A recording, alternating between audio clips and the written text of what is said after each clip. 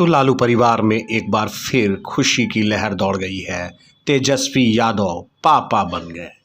जी हाँ, बिहार के deputy CM Tejashwi Yadav बेटी के बाप बने हैं। उनके घर में नवरात्र के मौके पर बेटी आई है और इसको बहुत ही शुभ मान रहे हैं लोग।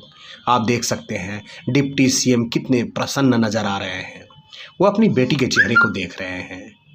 वहीं ट्विटर हैंडल पर उनके पूरे परिवार ने लिखा है, जहां तेज प्रताप ने लिखा है कि नवरात्र के मौके पर मां का आशीर्वाद मेरे अर्जुन को प्राप्त हुआ है और बहुत जल्द हमारे घर की परेशानी अब समाप्त हो जाएगी।